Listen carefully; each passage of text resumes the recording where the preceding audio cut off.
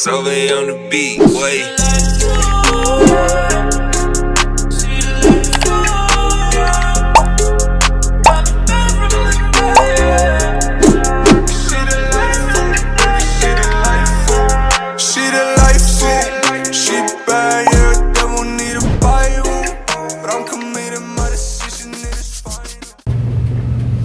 To the respondent, sir, please raise your right hand and take an oath. You solemnly swear or affirm that you will tell the truth, the whole truth, and nothing but the truth in these proceedings. Yes, Your Honor. All right, thank you. Your witness, Ms. Maney. Would you please tell us your name? Walter Ibarra, And where were you born in Cuba? Michoacan, Mexico, And how old are you? 27, When did you come into the United States? October 9th, 1999. And who did you come with when you came in? My family, parents, How old were you when you got here? about 8, 9 years old. And are you currently married? No, I'm not. Are you in a relationship with anyone? Yes, And who is that person? Sabrina Salcedo. Do you have any children with Miss Salcedo? I do. I have an oldest daughter, And what is her name? Maya Isabel Salcedo. How old is Maya? 5, gonna be 5. She's 4. Did you go to school in the United States? Yes, I did. What grade did you finish? I went all the way up to 11th grade. Did you graduate? No, I did not. What happened that you didn't graduate? I just had to work, had to help the family, so I just dropped out. Are you currently employed? Yes, I am. I need to back up a little bit just to clarify one answer. Maya is, you testified as 5, She's 4. She's gonna be 5 in 3 days. so she's 4. All Yeah. right, thank you. Please proceed, counsel. What's your weekly income right now? Approximately $800. And how did you find that job? Luckily, I was lucky enough that my friend owns a company, so What kind of work do you do? construction. How many siblings do you have? 2. And where do they reside? Magna, West Valley Magna. And what's their legal status? They're both permanent residents. Do you have any brothers or sisters in Mexico? I don't. Any other family?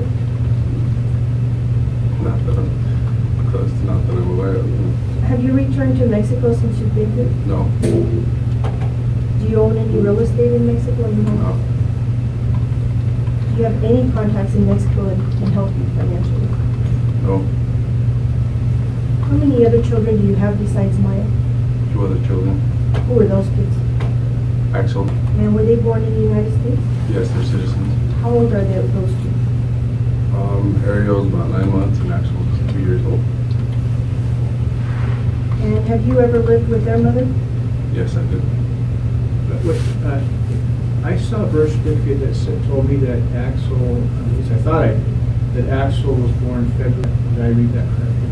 That's what he was. So you just said he's 2, but I think he just turned. I think Axel's the youngest one, right? Yeah, he's 2. He turned 2 in February. Give me his date of birth again, please. Axel. Please proceed, counsel. And who's the mother of those two children? Ana Garcia. You stated you lived with her. What time period did you reside with her? Late 2014 to up to 2017. Did you know she was pregnant with Ariel when, oh no, sorry, let me backtrack.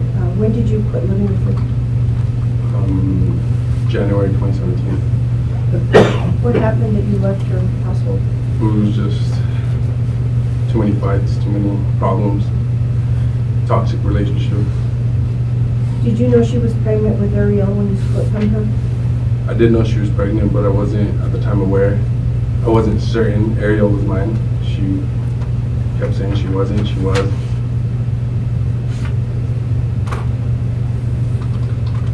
There's a paper that you signed, supposedly a relinquishment of parental rights. Do you recall seeing that document? I do. When did you sign that? It was a couple months before my son Axel was born. There was just a lot of problems in the relationship, and I kept threatening me that she was going to make my life impossible. So I signed it. It was not notarized or dated. Was your child born yet? No, he was not. Were you living together at that time? Yes, we were.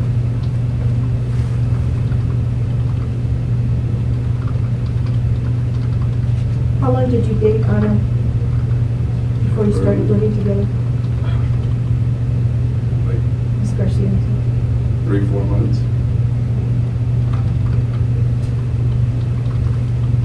Now, whose idea was it for you to sign that relinquishment? It was Hannah's. Do you know what she did with that document? She just wanted it for blackmail purposes, pretty much. Did she sign any, I'm sorry, did she submit it to any court that you know? She recently tried to submit it, and like I said, it's not dated or notarized, so it's not a valid document. Why did you sign it? We were just having a lot of problems. She kept threatening me. She was gonna put me in a jail cell in Mexico, and she said I wasn't gonna be just another baby's dad. And after Axel was born, did you continue the relationship with her? Yes, I did. How long did you live with Axel? Up till he was 7 months. And what happened that you, after you split from her? It just started going downhill. She wouldn't let me see the kids. It was just, that's when everything started going downhill pretty much. What happened at the beginning of 2017 that you ended up in jail?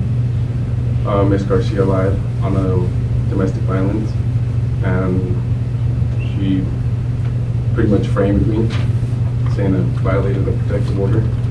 So I got arrested in January. In January of what year? January 2017. And how long were you in jail? Or 2018. No, 17. How long were you in jail then? Approximately 2.5 months.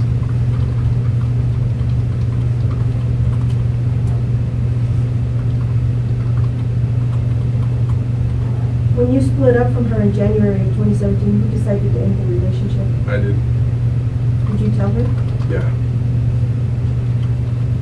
When you, so when were you released from jail? In the spring of 2017? March 23rd, I believe. Did you see your kids after you were released? I tried. I attempted to, and it was just kind of. I did see him for a little bit, and then it was just kind of. She would make it hard. Were you involved in any court litigation after you got out of jail? Yes, I was. What? That's the case. And did you hire an attorney for that? Yes, I did. Did she let you see the kids during that, after you got out of jail? She made it hard. She would let me see them, but it was all on her terms. I had to do everything her way, how she wanted to do it. Did you do that? I tried for a little bit, but it just created more problems because lies on top of lies just kept getting me in trouble. And did you go to court on those allegations that she made against you? Yes, I did. And what ultimately happened with those cases? They all got dismissed. They all dropped.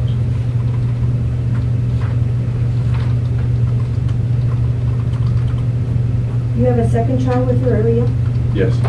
Did you ever feel that Ariel might not be your daughter? Yes, I did. When me and Anna split up after my son, she was messing around with her ex-boyfriend.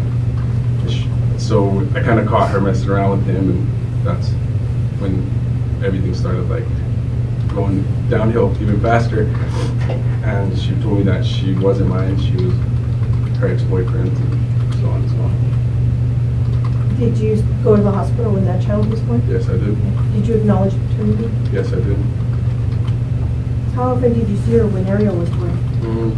A couple times a week. Now, you were restrained by protective order by Ms. Garcia also. Yes. When did that take effect? I believe it was January 9th, 2017. And did you respect that protective order? Yes, I did. But you were accused of violating it? Yes, I was. How many times did she say you violated it? Oof. As many as they believed her, I believe I had 10, 11 counts of violating a protective order.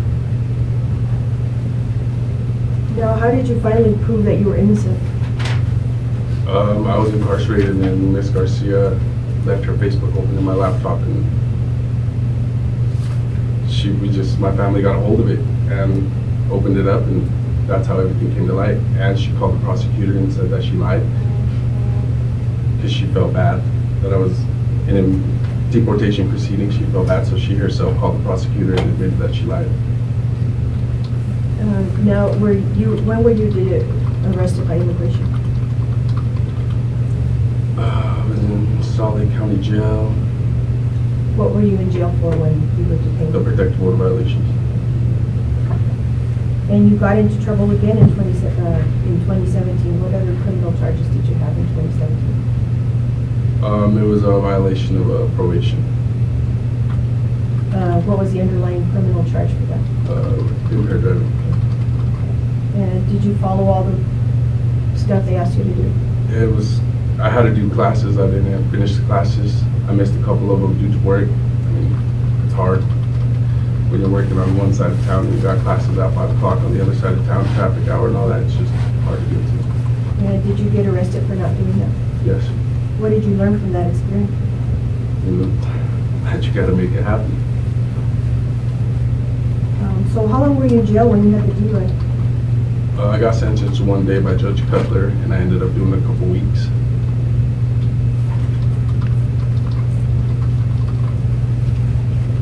So how many attorneys did you hire last year? 2 in total. Have you spent money on your legal issues? Yes, I've spent a lot of Patient money. relevance, your response counsel. It goes to financial burden, Judge, the child support and everything, or why he was behind on his financial situation. Don't allow it. How much did you pay in total last year for legal fees? In total, I believe it was $13,633. Did you pay any child support to Anna in 2017? Yes, I did. The government submitted a document having to do with ORS. How much do you owe ORS right now? I believe it's like a little upwards of 2,000 something. And have you been making payments on that? I've been trying. I mean, it's been hard. I got a lot of attorney fees. I got a lot of other things. Have you made any payments? Yeah, I've made a couple. And are you paying child support for your other daughter right now, for Maya? No, I'm currently with my girlfriend. You're so- with her? Yeah. Okay. Did you pay money to Anna that was not reported to ORS? Yes, I did. Okay. How many times does that happen? It was 2 or 3 times. 2 How much? times. How much were those payments? It was one of 300 and one of 400. And did you talk to ORS about that? the I office? did, but since it was on a verbal agreement, I couldn't really.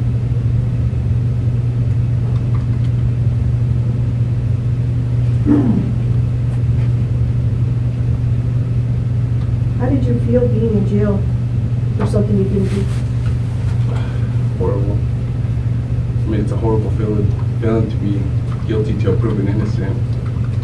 And did you do anything about that when you got out of jail?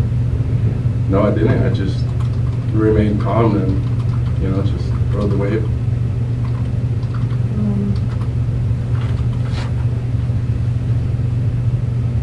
Have you ever been in any gangs or anything like that? No. Have you ever been on Facebook with a bunch of guys? So, I mean, tell you're us young. about that. Yeah, you're young. You do it. I mean, it's just a whole bunch of friends, not gang related at all. What do you do when you're young? There's just the group of friends you hang out with. It's like a fraternity, Everybody has their own little group they kick with, they hang out with. And ours was a race group. What's a race group? A race group, so like street racing.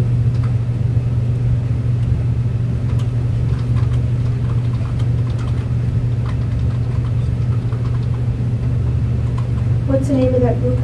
Murder Mob Squad? Is that related to any other gang? No. What was the group called? Murder Mob Squad. The Murder Mob Squad. Yeah. What does a mob and what does murder have to do with street racing? So when you're, I don't know, back in the days when we used to call all our buddies and be like, well, you ready to mob? You ready to go? And then murder has to do with murdering cars on the streets.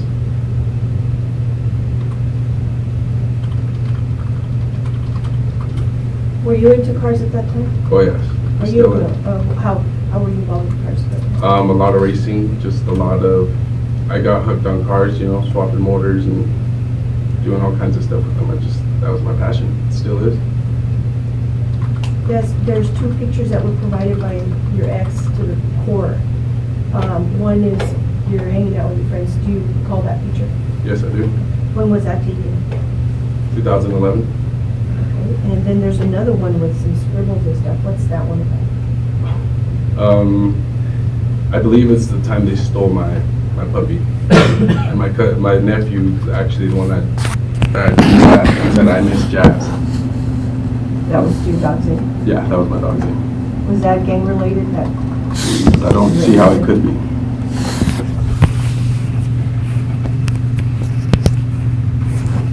Now, are you still involved in custody case? Yes. Okay. And what's going on with that right now? It's just the proceedings. I mean, it's still continuing. The last time I talked to Commissioner Sager, she said if I continue my visits, if I keep doing everything she's asked me to do, she's inclined to give me my kids because I'm the legal father. How often is your visitation scheduled right It's now? on Thursdays and Sundays. When did you start fighting that case? When I was incarcerated, actually, Ms. Garcia petitioned for custody. And you hired an attorney I there? hired an attorney, yes. Were you in custody of immigration yet when that happened? Yeah. They had put a hold on you? Yeah, they had put it on. But you hadn't appeared before an immigration judge at that point? Yes. Were you ever in the custody of immigration before that time? No. Or, yes, I believe so. When you were, when did that happen? Back, we've been fighting that case for a while. When you were, how old were you when the other detention happened? Oh, with immigration, I was, I want to say 18. And were you placed under removal proceedings at that time? I believe not.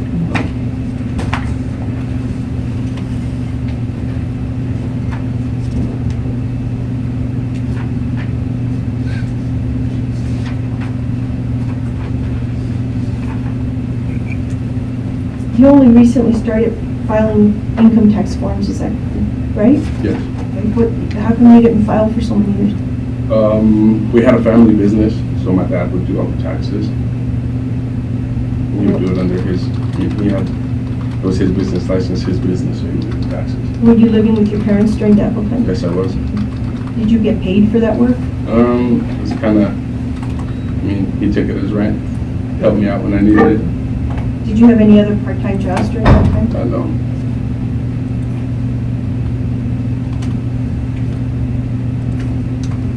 If you have to return to Mexico, the judge tells you you have to return, are you going to respect that order? Yeah. And do you have money if you have to return to Mexico? No. Don't spend too much on attorney fees. Okay, but you will leave Yeah. if they tell you to. And what do you think, how do you feel about returning to Mexico? A lot of emotions. I don't know what to think. How do you feel about your kids returning to Mexico? From what I can see on the news and everything, I wouldn't want my kids in Mexico. What if that happens and Ms. Garcia is granted custody and the kids get sent to Mexico? I've heard from her mom herself that she doesn't want to send the kids to Mexico, so Ms. Garcia hasn't changed a bit. What do you prefer, that they stay here? Yes. Why? It's just to give them a fighting chance, you know?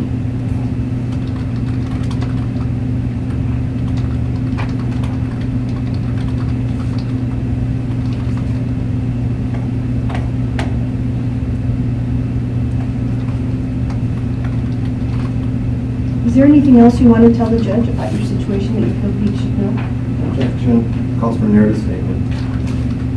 In response, counsel. Do you have anything else you want to say? Just about returning to Same Mexico? objection. This calls for a narrative statement. Returning to Mexico. I'll allow it. He does, but I'll allow it. I don't know, it's somewhere I've never been. It's kind of like a scary situation, you know? Somewhere you've never been, all you hear is bad things about it, left and right. And just please take into consideration, I mean, I've been here my whole life.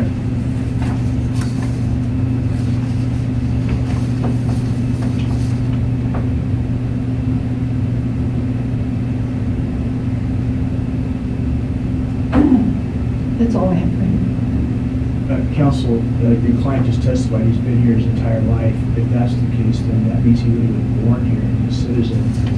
I should terminate these proceedings. It's, Should I terminate these proceedings because the respondent has been here his whole life? No, unfortunately, it doesn't work that way. from as long as I can recall. Yeah. Okay. He entered when he was a young child, basically, Okay. 3 years old. Is that right, sir? 9 years old. No, he was like 8 or 9. Okay. You just have to be mindful that you're in a courtroom. Yes. Your testimony, you can't be loose, you have to be accurate with Okay. the facts.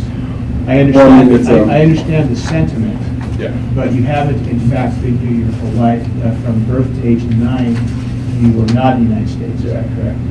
Yes. Okay, my record is clear.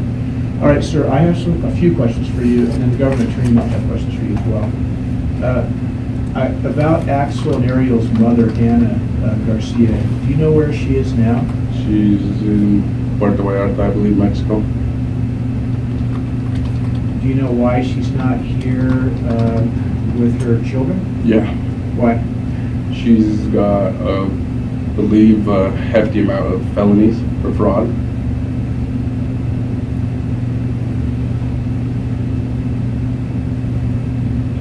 Do you know what type of immigration status, if any, she has in the United States? I believe she doesn't have them. She's got deported on felonies. She can't ever come back. She was deported, Yes.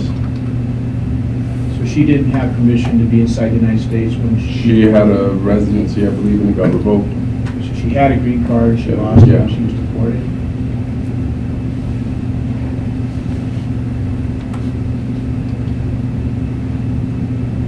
Were you ever married, legally married to Anna? No, it was not. Now I'm going to ask about Maya's mother.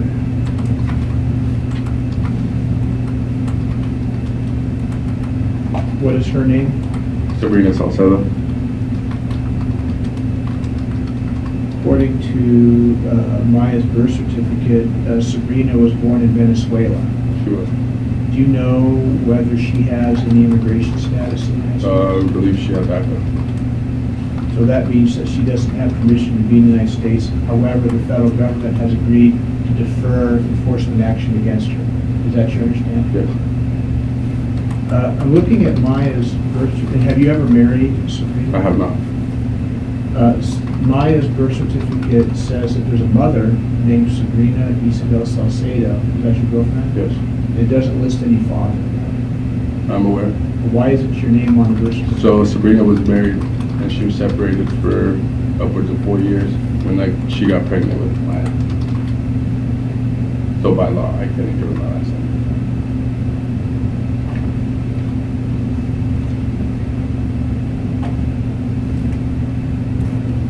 So she was married to someone else when Maya was born. Yeah, she was separated for over 4 years before I got.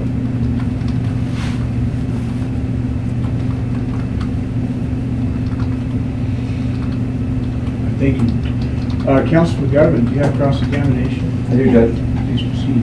Thank you. Now, sir, your attorney talked to you about terminating your parental rights for your 2 children with Ms. Garcia. Is that right? What was that?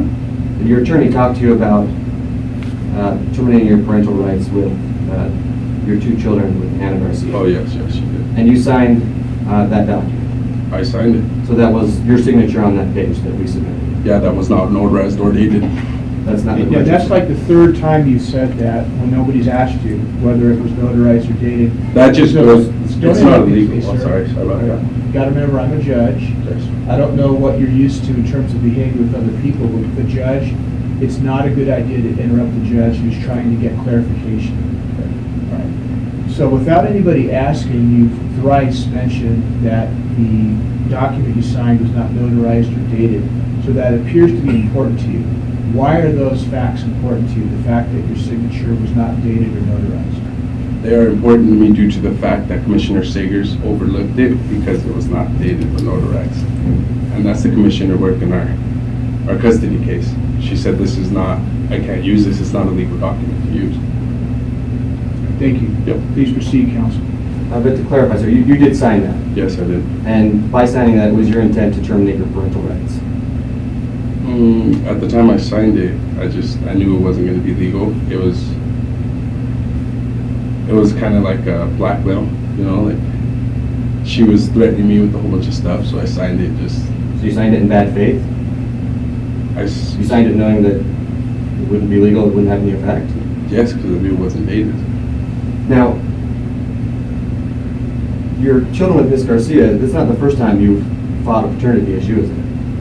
No, No, you fought Maya's paternity situation as well, didn't you? not paternity. Well, I have a document, sir, from the court showing that there was a paternity action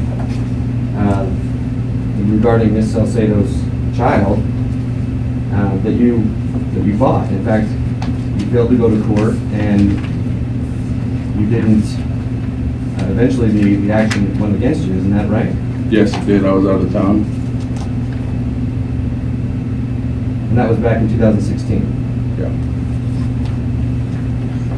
So, in case 154901196, which is the paternity Walter Ibarra versus Sabrina Isabel Salcedo, you fought that case so that you would essentially to be shown not to be the father of Maya. Isn't that right?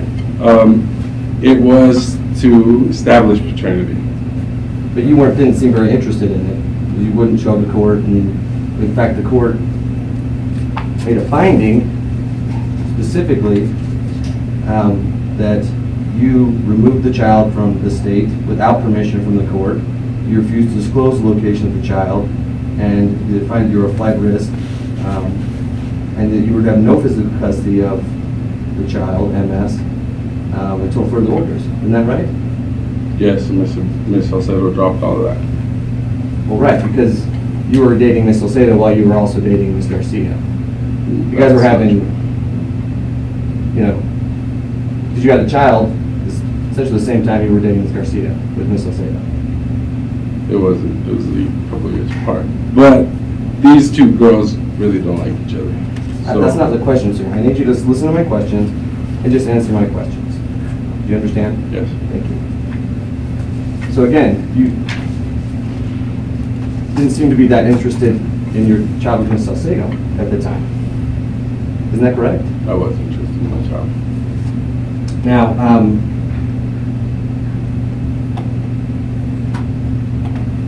you also have a history of not paying child support. You say that you're $2,000+ behind with your child and Miss Garcia, but there was a time that you were several $1,000s behind in child support payments to Miss Salcedo as well. Isn't that right? There was. And the only reason that was terminated is because you got back together with Miss Salcedo. Isn't that right? Yes.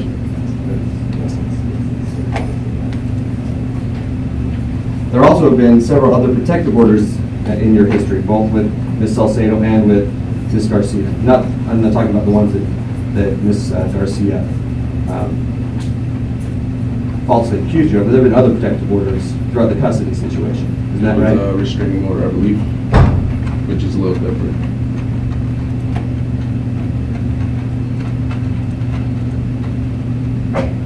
Now, you've also had problems with court compliance as well. You've had a number of convictions for different things, and you have failed to comply on at least 2 occasions with the orders of the court.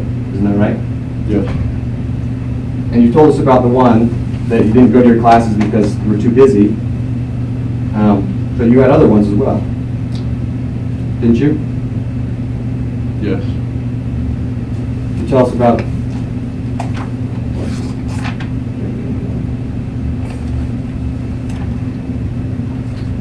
you have failed to appear for court hearings, didn't you? In the past?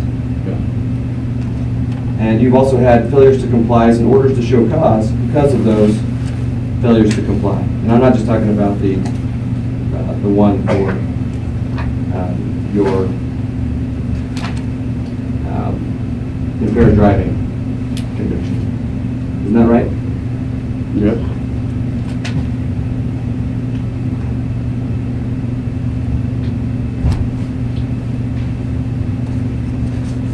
Now,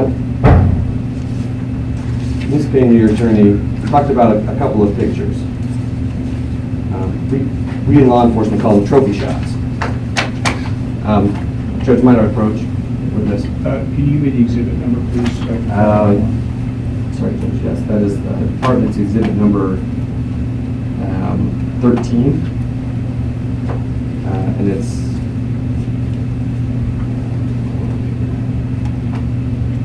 the second to last subsection, Judge. There are 3 pictures. Do you have a page number?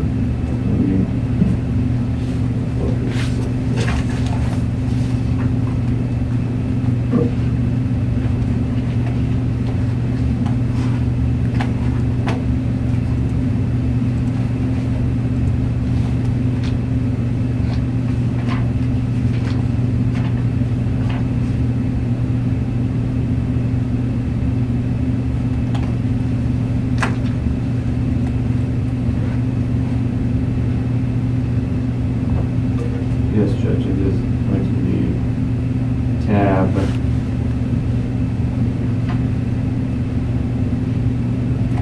F, and the pictures are going to pages 50, 51, and 52.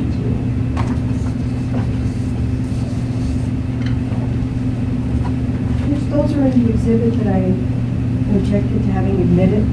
And I haven't admitted them yet. Do you have any objections if the witness is shown photographs? I don't have a problem with the photos themselves. I just wanted to, so that Mr. Gravely didn't have to show me the copies he has, I just wanted to look at the copies I have here.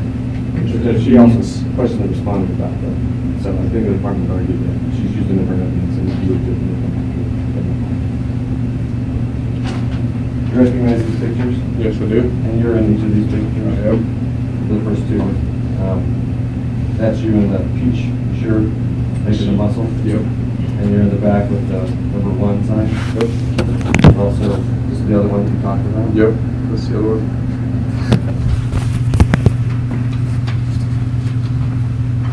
Mr. Ibarra, who's Maud Walter? Mark Walker. Your Snapchat name? M.O.B. Walker. Is that you? Yeah, that's me.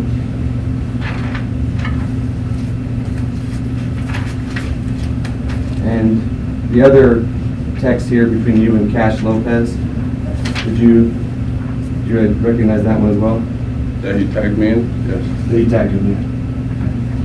And Cash Lopez is one of the friends with your drive racing group.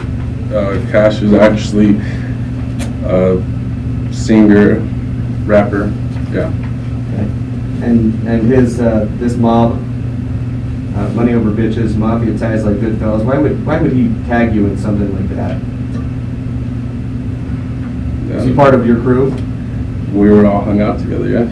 So he was a friend of yours. Yes. Now, can you?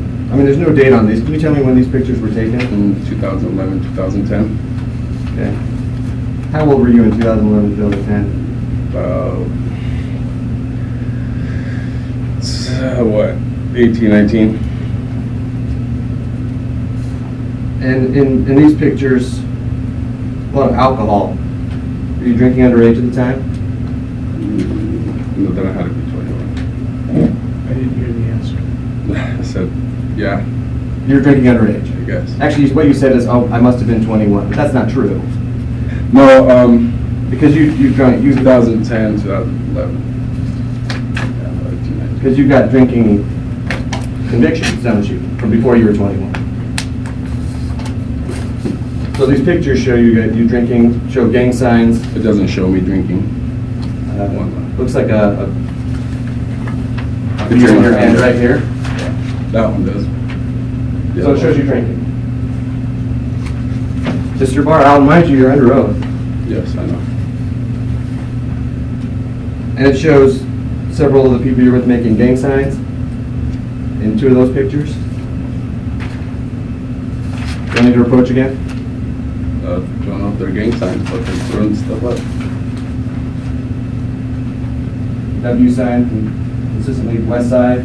Consistently, yes, but Right, so it's a gang sign. everybody throws that up. They don't have to be gang related. What about the other ones here? Also gang signs, okay. They're throwing something up. Doesn't officially mean it's gang. So you're avoiding my question, Mr. Ibarra? Those are gang signs, aren't You're they? saying it's a gang sign. Are they commonly used as gang signs? Commonly used. Fraternities throw up stuff all the time. It doesn't mean they're gang related.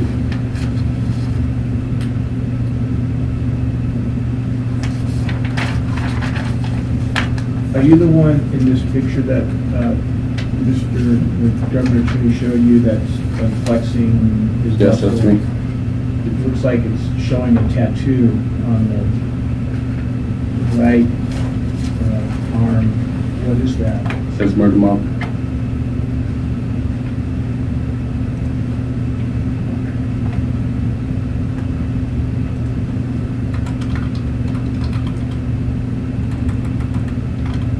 Mr. Ibarra, do you have any convictions for tagging I do. or graffiti? Yes, I do. And tagging and graffiti, that's a common way for gangs to mark territory, isn't it? On the police report, it says I was not tagging. But yes, it is. Well, I just asked you if you had a conviction for tagging, and you said yes. Yes. So it was tagging. I was with a buddy of mine, and he was tagging this. So, but you pled guilty to it. I did, because I had to sit in jail for longer.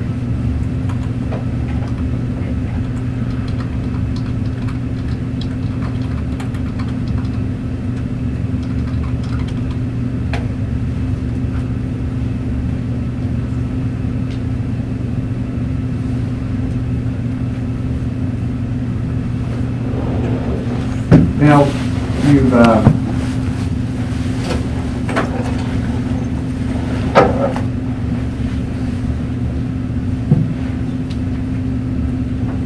testified that if the judge orders you to go back to Mexico, that you would comply with that order. Is that right? Yes, sir. But as I've said before, you have a history of not complying with orders issued by the courts. What can you? I've been compliant for a while now. So, as I was saying, you have a history of not complying with the court. What can you tell the judge here today that would give him confidence that you're going to listen to his order when you didn't listen to court orders in the past? I was young and just, you know, nobody really thinks everything's going to catch up to them. I was pretty much raised here. I did what all my friends would do. And I've been complying with court orders for a while now. And at this point, my kids are on the line. Well, you said you were young, but the last time you didn't comply with the order was just last year, wasn't it? In your probation violation? Yes. So, I've been compliant for a while. right, but that, I mean, the young argument doesn't really fly, does it? Because it was just last year. Or were you just young last year? Last year I was working. Now, looking at page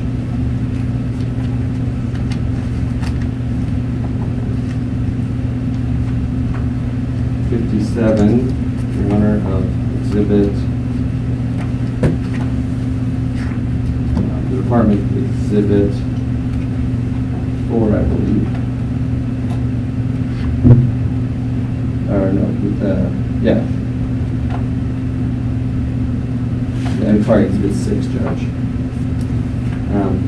Mr. Barr, we see that the initial failure to appear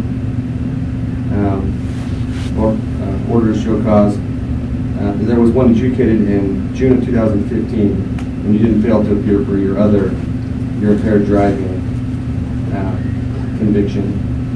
But then in March of 2016 is when the order to show cause was initiated. So less than a year after your conviction, there was an order to show cause. And a warrant had to be issued for failure to comply with court's orders. Is that right? Yes. But yet it took a year or more before you complied or went to court on that issue. Can you tell me why you didn't go to court and take care of your probation violation for a year and more? I got no answer to that, really. So the warrant was issued on March 28, 2016. And it wasn't until January, when you were finally booked, 2017, when you were finally booked, that the order to show cause was adjudicated. You don't know why you didn't go take care of that? Too busy? I've been doing so many things, it probably flew over my head. So what you were doing was more important than what the court wanted you to do? I'm not saying that. That's what you said earlier, that work made it too hard to get to your classes in time. It did make it hard to get to my classes all the time.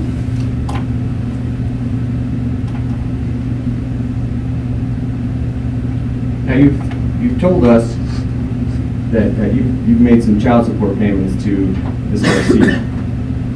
But the record shows that it looks like you made one $100 payment so far this year.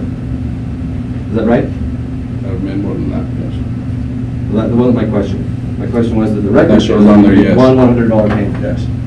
Now, you've also said that you paid Ms. Garcia under the table some money. How much did you pay her under the table? It was a payment of $300 and one of $400. So why didn't you just pay that to the child support folks? Because at the time, me and Hannah were on good terms. Like, she's... When was that? Oh no, that was last year.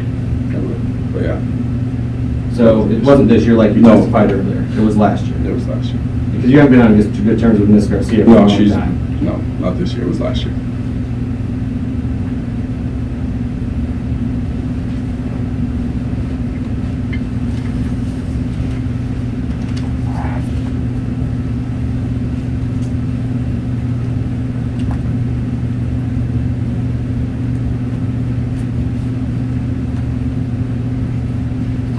I would like to go back to that paternity case with Ms. Salcedo. When you were trying to figure out if you were the father of Ms. Salcedo's daughter. As the court noted, you're not on the birth certificate. So can you tell me why you would take Maya out of the state and not disclose where she was? Maya was presumed to be the husband of Sabrina's child. So when I was fighting, I had to do the paternity test to establish my paternity. Because she's presumed to be father of the husband. So that's why. And why I took her out, I had a verbal agreement that I was going to take her out to Disneyland. And I went with Anna and the rest of the kids. Well, it says here that you refused to disclose the location of the child outside of the state. You failed to return the child. So can you tell me why? She went and picked her up. Why would the court make that finding if you in fact didn't tell her where the child was and that you didn't return the child when she told you to? I guess I got convinced. Anna told me, let's just take her to Disneyland. What's going to happen? Let's go. And so you didn't seek permission from the court? I had, not from the court, but I did from my mom. It was verbal agreement. And then when Sabrina found out I went with Anna, that's when. So you took Maya, you got permission from Maya's grandmother? No, from Sabrina. So it was first with Sabrina, but when Sabrina found out I went with Anna, she just kind of lost it. Now what year was Maya born? Maya was 2013.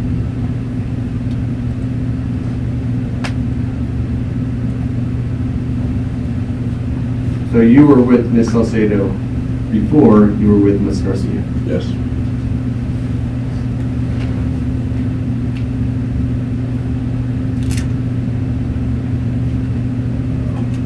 In fact, back during that time, there were allegations made by Ms. Garcia that she was being stalked and harassed by Ms. Salcedo. isn't that true? which were all false. That wasn't my question. My question was, there Yes, were that's true. allegations made, right? Yes. But you were with Ms. Garcia at the time. Yes, I was. So did you know that Ms. Garcia was making false allegations against Ms. Salcedo? She did a whole bunch of things behind my back. I didn't know there was ongoing court cases between them for a while. I think they were just go back and forth with each other. All because of you. All because of me.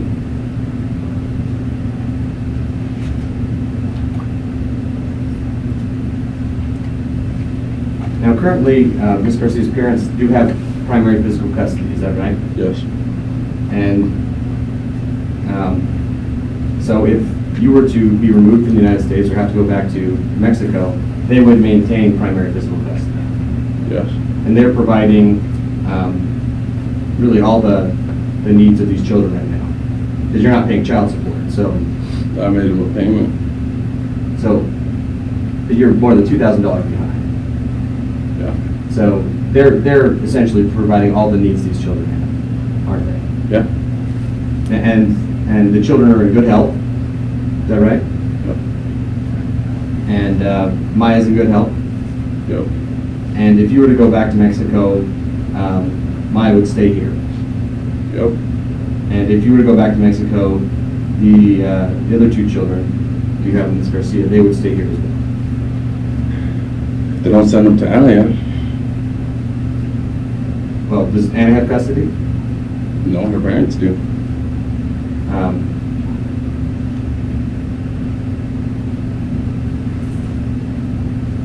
So, because Ms. Garcia doesn't have custody, if you were to go back to Mexico, the children would stay here with their parents. Isn't that right? Yeah.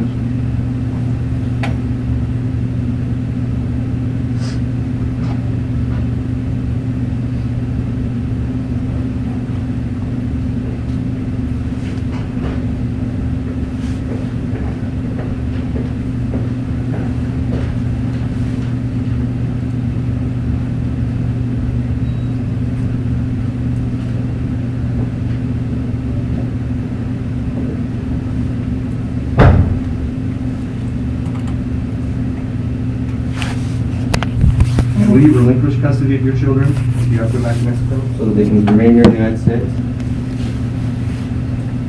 I want my kids. That's not an answer to my question, Mr. Ibarra. No, I Would would you not. listen to my question, please, and No, I answer would my not. question? So you would make it, so your children may have to go back to Mexico, or may have to go to Mexico, instead of staying here with their grandparents?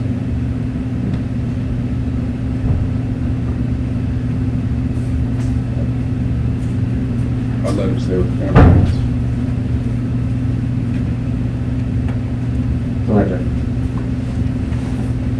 Actually, pardon me, just one more thing. So I have a copy of your criminal traffic history in the United States. Do you know how many times you've been cited for traffic violations? Quite a bit. Can you tell me why? Well, let me rephrase that. Does it have to do with your street racing? Some of it, yes. And those other things? Because a lot of it is, driving while impaired. What were you impaired with? Alcohol. So you're driving while you were under the influence of alcohol? Yes, I would.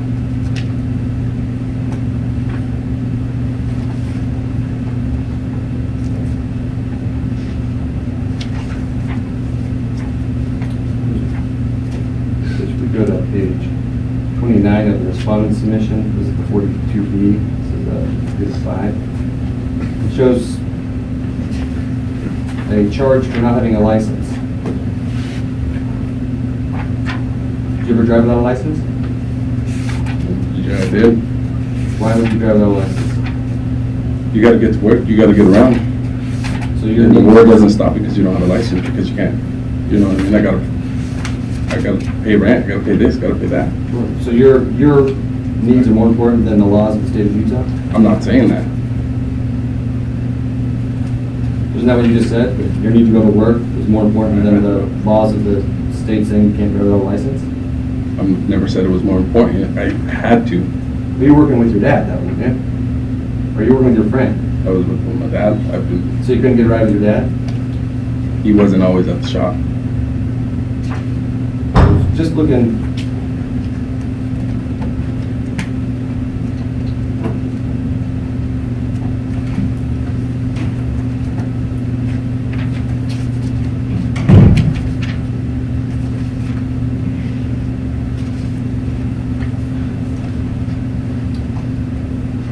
So you have, again going back, you have a failure to appear.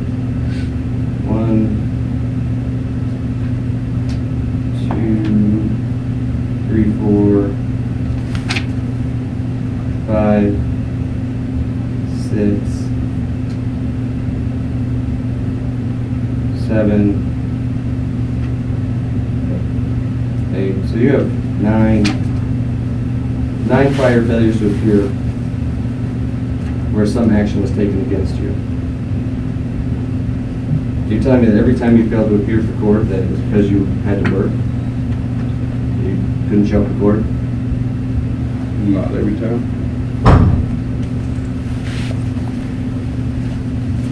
And several of those failure to appear were for simple things like traffic violations. Can you tell me why you couldn't make time in your busy schedule to go pay a ticket? I can't tell you. One case, it was for failure to restrain, child restraint violation, or maybe it was a seatbelt violation.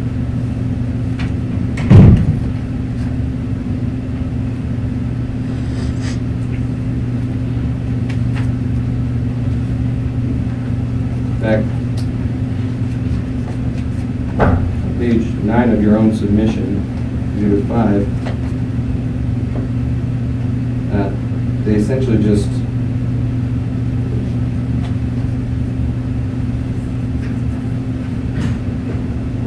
closed the case after you failed to appear a couple of different times.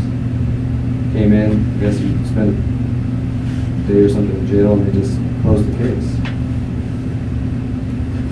Oh no, it looks like you paid the fine. Okay.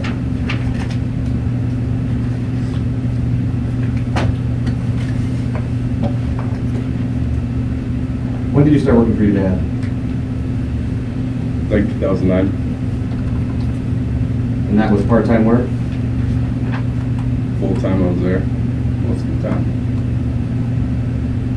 So you've worked consistently with your father from 2009 to the present? Till about 2012, 13. And what have you done since then?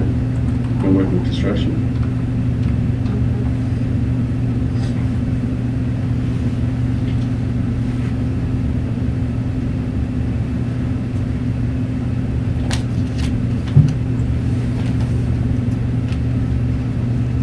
Did you have valid work authorization? I do not.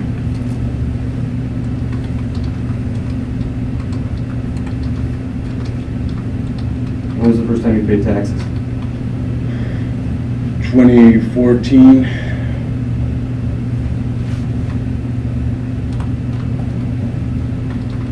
And you paid it every year since? 15, 16, 17, yeah.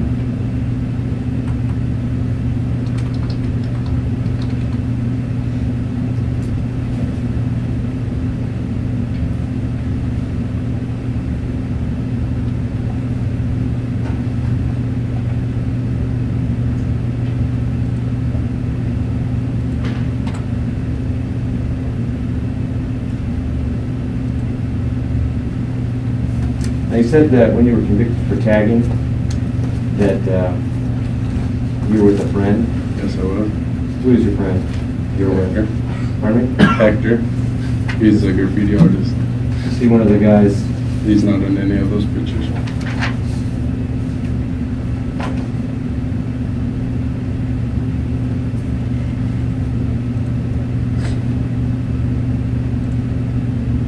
Is he part of your mob squad? No, he wasn't.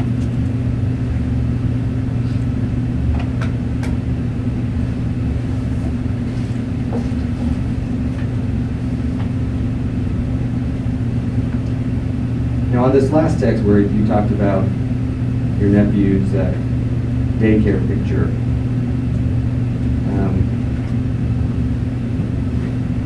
that is your social media page, isn't it? Or your post? Yes. Do you remember what you said in that So, post? Yeah. It says, this is accurate, you said, "Fuck who stole jazz, I'm gonna beat your ass, cut off your fingers, and shove up your ass." Did you say that? Yes, I did.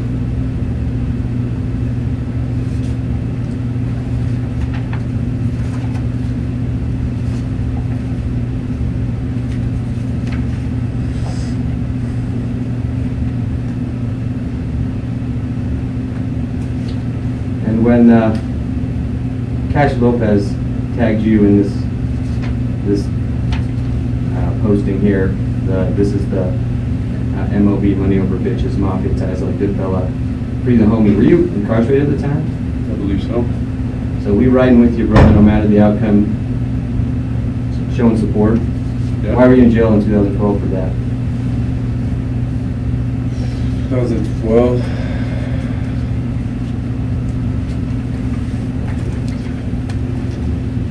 I don't even remember, to be honest. Maybe for the seatbelt violation. So for your failure to appear and not going to court, not paying your fines? Yeah. That's all I think. Sir, you've been testifying for almost an hour, but your attorney might have more questions, and I have some more questions. Would you like a break? If I could.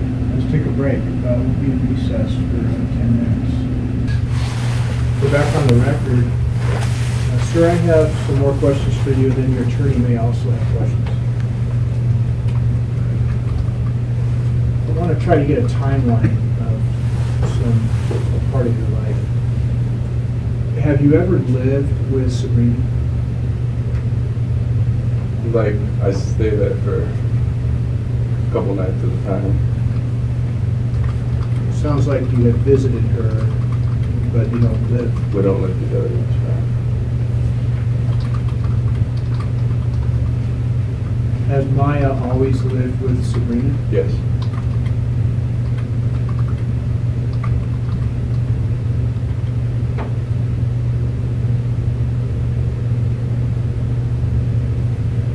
Have you ever lived with Anna? Yes, I have. In which month and year did you begin to live with Anna? Oh, man. It's like late 2014. I'm not sure of the month, Your Honor.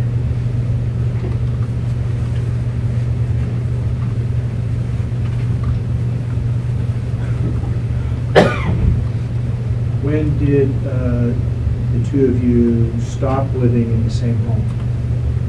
It was January of last year. January 2017?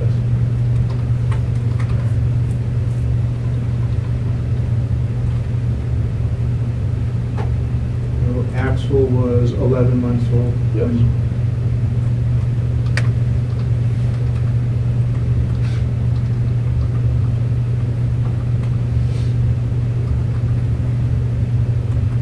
Thank you. Counsel for the respondent, do you have redirect examination? Just really two quick questions, Your Honor. Please proceed. Now, you filed for custody determination on Sabrina, is that correct? Yes. With Sabrina, Yes. with Maya, right? And did you eventually what happened with the case at the end? We dismissed it. Did you enter into any kind of agreement with her? Yeah. And what was part of that agreement? That I acknowledge paternity. So as far as the courts are concerned, you're the father? Yeah, I'm the father.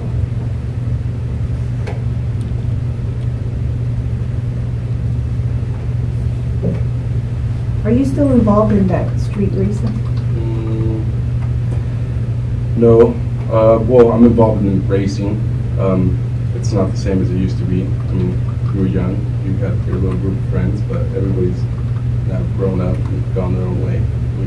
We still have the same, like, passion for cars. It's not really a little crew anymore.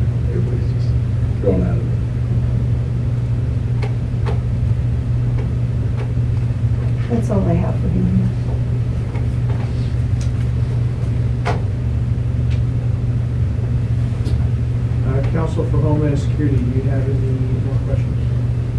Yes, Judge. Mr. Ibarra, do you know how much child support you owed before you moved back in with, or you finally stipulated that you were the father of the child? It's like, It was $6,500, I remember. $65.34. I remember 3,000 something. My record shows case number 166936853, a child support lien against you, Judge McKelvey, with the amount on 7/16/17 was $6,500. It's 65, so $6,565.34. It was dismissed 7/26. Does that sound about the time you made the stipulation? Yeah. So you didn't make the stipulation until after you and Anna stopped seeing each other? Yes.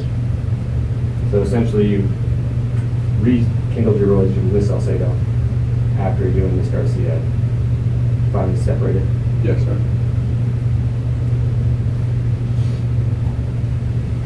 That's all.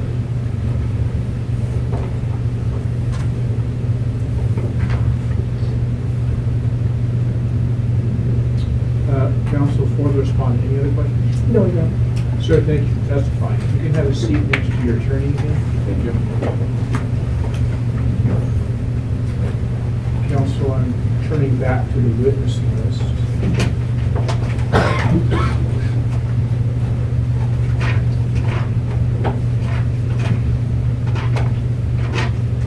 Looks like the respondent's sister will be testifying. Yes, Your Honor. I'll take a recess in place while you please find her Okay, thank you. on the record. Go back on the record. Ma'am, could you please have a seat? Thank you.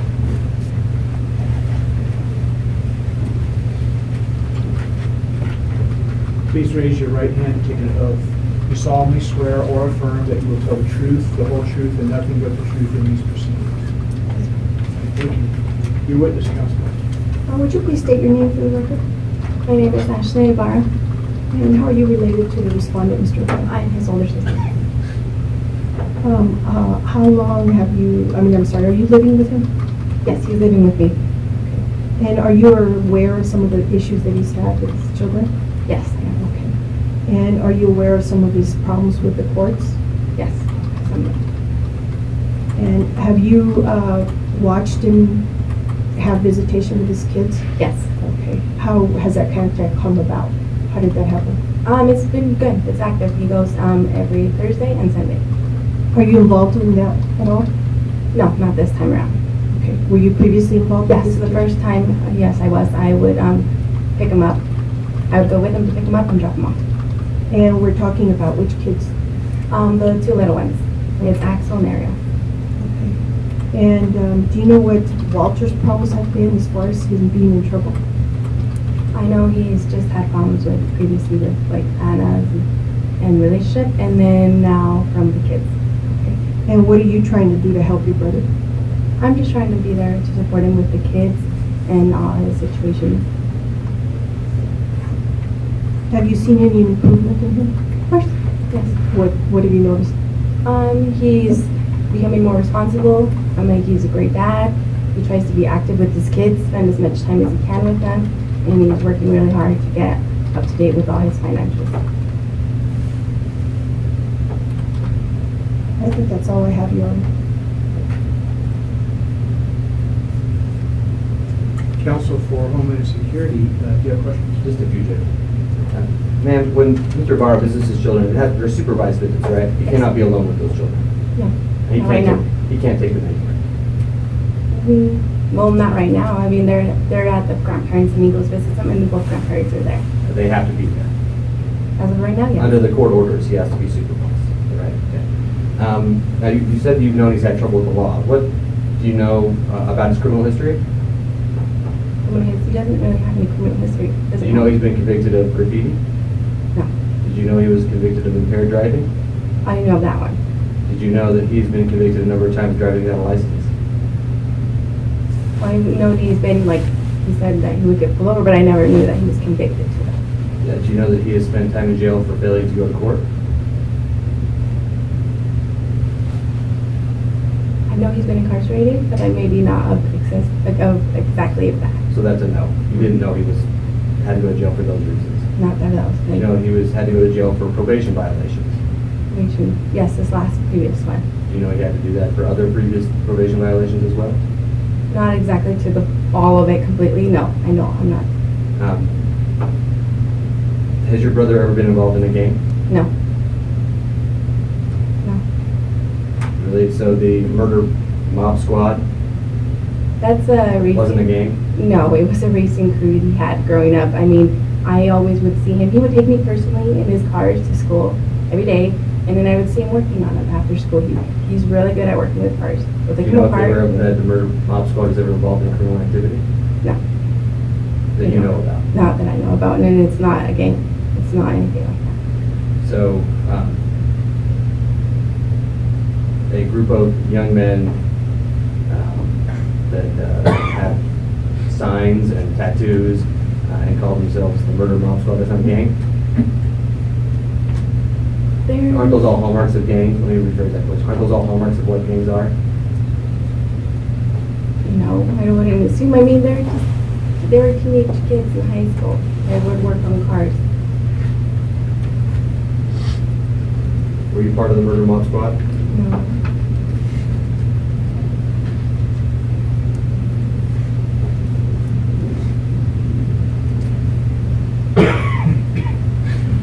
And did you know that the conviction for graffiti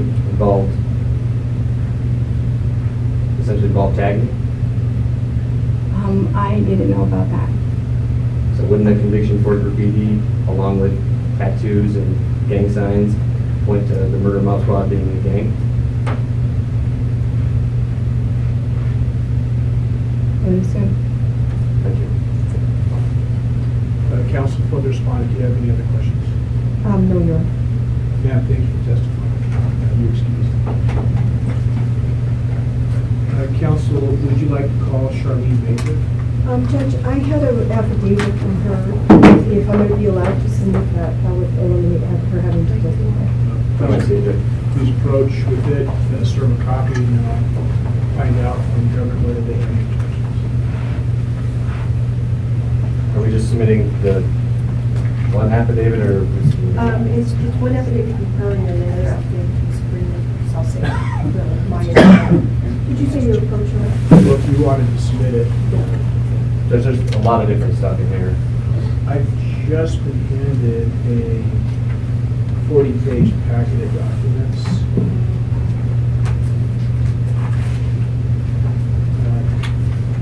Counsel for the government, did you receive it? I did just receive it.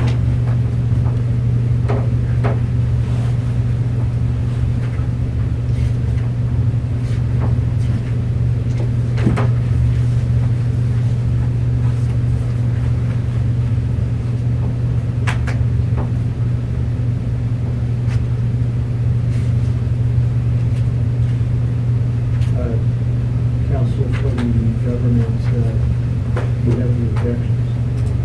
Judge, we would object to everything except for the affidavits of Sabrina and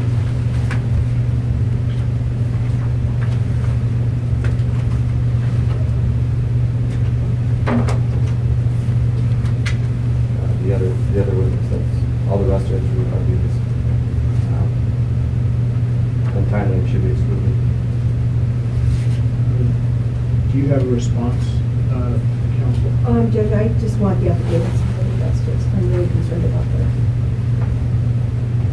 There was documents in there to rebut some of the evidence that the government submitted late, so I guess my argument would change if you're going to make up those documents.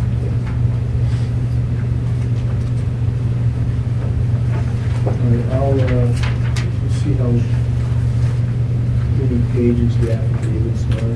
Affidavits, 4 pages, Judge, on page 4 and 5 and 20 and 21. That would be very hard for me to read during a recess. I'll do that. Okay. Any other evidence, counsel? No, Your Honor. Does Homeland Security have any additional evidence? No, Your Honor. I don't require closing argument, but allow it if either party would like to make it. Counsel, would you like, for the respondent, would you like to make a closing argument? Just a couple of points, Your Honor. Please proceed. I think that as to hardship, this is a really unusual case because the other parent isn't available. And my client is right in the middle of trying to get custody, and like I argued in my pretrial statement, biological parents usually have custodial preference over grandparents. That was contained in my pretrial conference. That's just some statement. That's just something that I want to point out to the court. Further, Mr. Ibarra has been granted legal custody, and although the grandparents have physical custody, he still does have some rights to his children in this whole situation.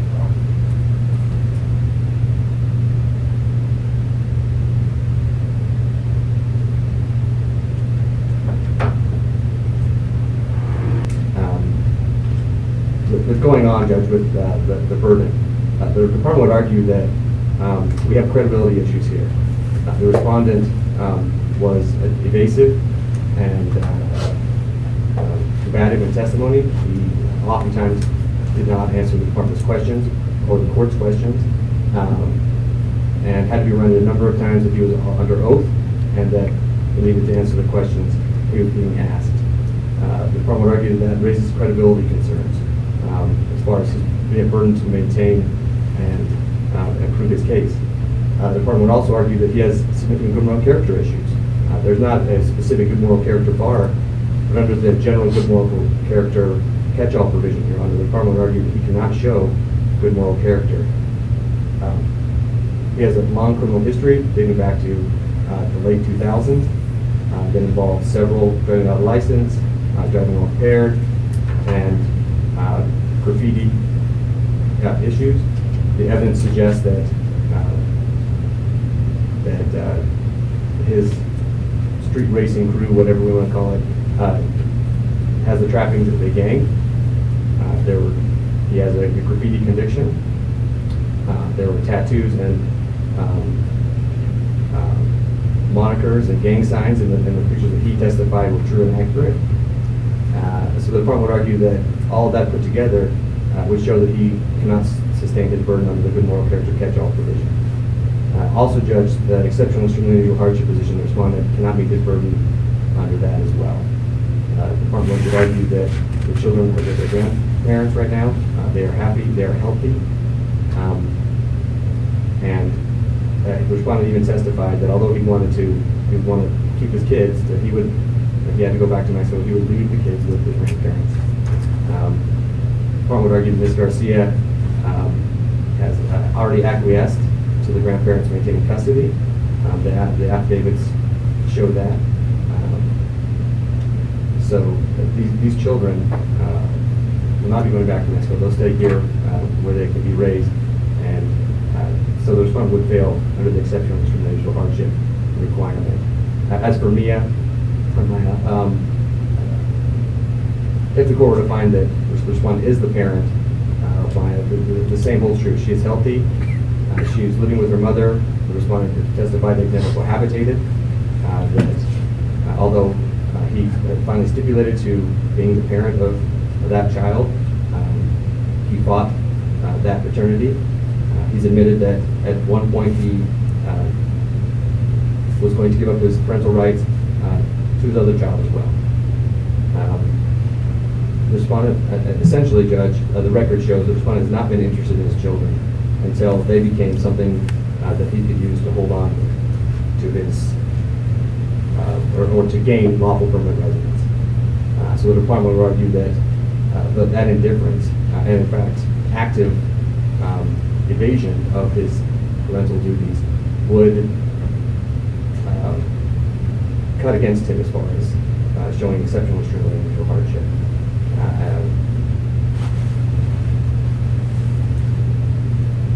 With that, the department would submit judgment. Thank you. Anything else, counsel, for the respondent? Just, Your Honor, I think if you flip this around and you look at his wanting his children to stay here, that shows that he's really concerned about those kids, because he could have said, oh, well, I'm going to take my kids to Mexico, et cetera. That wasn't his attitude.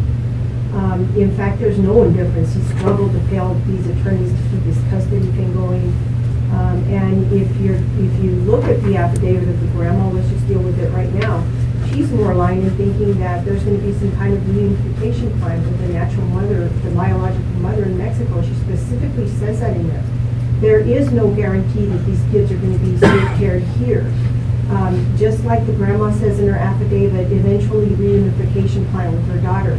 Despite her daughter putting those kids in this whole situation in the first place, she committed all those fraud crimes. We submitted all that proof in her pretrial conference statement, Your Honor. If you look at both parents, I actually think Mr. Ibarra is in a much better place to say, hey, I'm going to be the one parent that's going to be here for my children. And it's not necessarily the case that the grandparents are going to keep those kids here if they did get permanent custody, as is shown in the grandma's affidavit.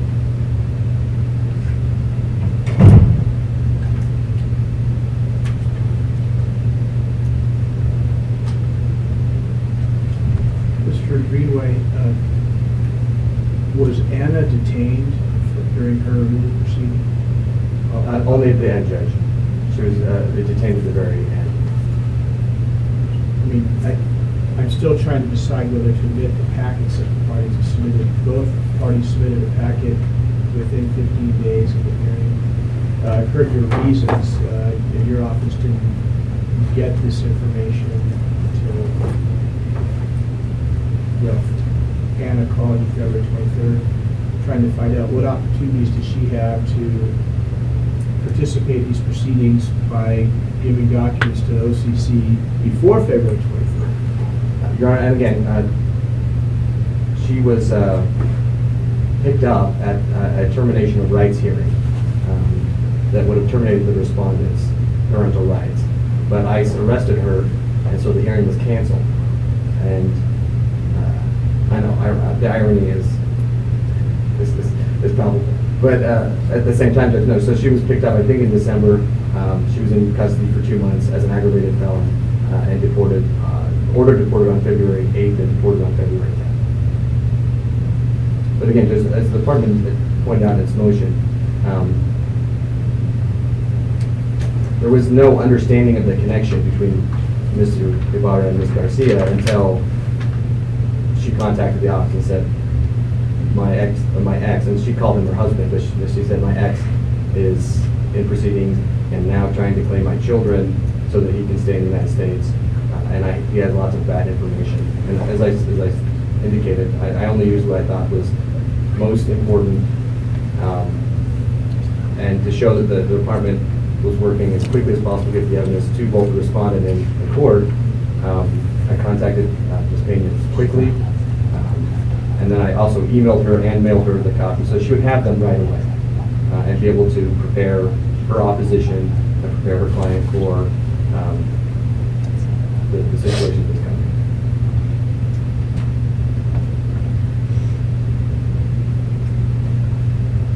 And as the court is well aware, although it doesn't provide a practice manual, the case law suggests that letting the evidence in is especially probative, evidence that's not overly prejudicial in this case and relevant, that's what we generally want to do. Well, what if I were to admit both packets? What do you think about that, Counsel? The department would ask then to look at the packet a little more closely. I know that the department submitted as part of our packet a couple of drug tests that showed that he was positive for cocaine, and that there's a test here that shows that he was most recently negative. The department didn't ask about that. So it's not even part of the record, Judge. The other things would just be some of the evidence looks like it's stuff we've already submitted. But again, the department has not been able to cross-examine the respondent about any of these other things, and frankly, the respondent counsel didn't ask him about any of this. So we would just argue if the court would have submitted it, would go to waive. And we'd ask the court to get a little waive. Anything else, Counsel? I'm going to leave the courtroom take a recess and deliberate. Thank you, Your Honor.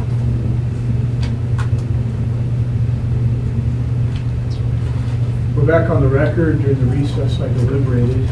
I find the respondent has met the statutory requirement of establishing 10 years of continuous physical presence. I find that he's also met the statutory requirement of establishing that none of his criminal convictions trigger an disability under 212A2, 237A2, or 237A3 of the Act. For good moral character, I did consider the improvements that the respondent has made in his life recently. However, the statute requires that I look at the last 10 years for good moral character. Doing that, I'm not able to find that the respondent has met that statutory requirement. And I'm not able to find that the respondent's removal from the United States would result in exceptional and extremely unusual hardship to his children. Therefore, I cannot grant the cancellation of the removal application. Counsel, does your client want to apply for voluntary departure in the alternative? Yes, Your Honor. I'm going to ask a few of the basic questions, and then if you have additional ones, you certainly will do that. To the respondent, if you were allowed to depart the United States voluntarily instead of under an order of removal, you promise that you would voluntarily depart the United States on or before the date given to you? Yes, Your Honor. Do you have the funds necessary to pay your own transportation expenses back to Mexico? Yes, Your Honor. Do you have a document that you can use to re-enter Mexico, such as a Mexican ID card, passport, or birth certificate? Yes, Your Honor. Do you promise that you would not return to the United States unless you could do so legally? Yes, Your Honor. Thank you. Counsel for Homeland, or for the respondent, do you have additional questions of the respondent for voluntary departure? No, Your Honor. To counsel for the government, do you? Yes, Judge. Please proceed. Sir, would you be able to post a $500 bond within the next 5 business days? Yes. That's all. Sir, to qualify for voluntary departure at this point, you have to prove that you've been a person of good moral character for the last 5 years. And therefore, I want to ask you about something that so far hasn't been asked of you. And that is the circumstances surrounding the October 10th, 2014 offense. You were charged with driving under the influence. It was pled down to impaired driving. According to the conviction records, the attributes of the offense included it involved an accident, it occurred on a freeway, and there was either serious injury or death. Where were you driving when you were driving while impaired? I was driving towards Magdalen on 201. On the 201 freeway? Yeah. What was the speed limit in that section of the freeway? 65, I believe. Was there an accident? Yes, there was. How many vehicles were involved? Just mine. So they were doing construction on the side of the freeway. One of the construction trucks jumped onto the freeway.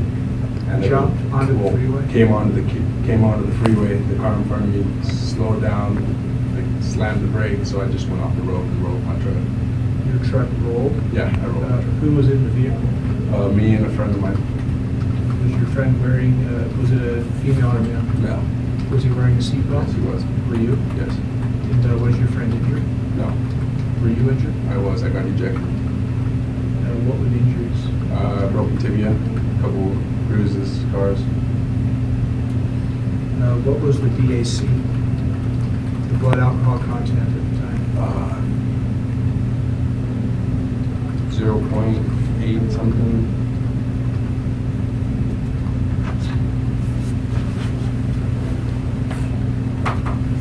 What happened, did your vehicle impact anything? Construction equipment, another vehicle? Yeah, the cones. Anything else? No.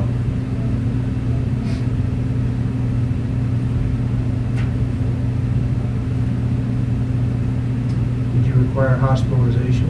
Yes. Who paid for the hospital? Insurance paid. Which insurance? Sun Valley was an insurance company out of California. Is that health insurance? Auto insurance. Whose auto insurance paid for the hospital bill? My insurance paid for some of it. You paid the rest of it. Last make Right. payments on it.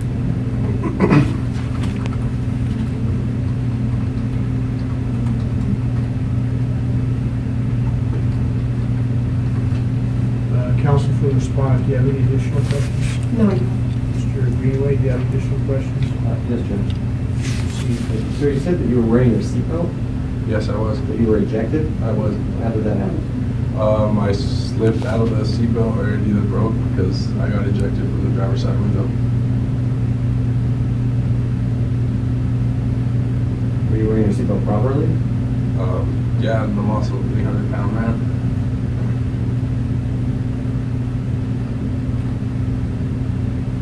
That's all. Counsel for the government, do you have a position on the respondent's application for conclusion voluntary departure? The department is opposed to voluntary departure. Do you want to state the grounds? Yes, Judge, the department would argue that with this impaired driving within 5 years, as well as his consistent failure to appear in court and failure to comply with the probation in this case as well, we just wanted to show that an unwillingness to follow the law and an unwillingness to comply with orders in the court. The department would also argue that respondents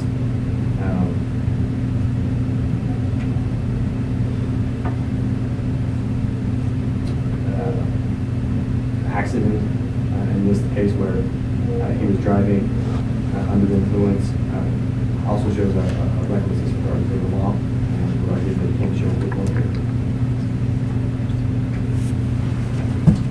Counsel for the respondent, do you have a response? Just, Your Honor, that was in 2014. That's almost a full 4 years ago. He extended that matter all the way to last year by the multiple failures to comply with the court's requirements, all the way to just last year. He has not reoffended since then.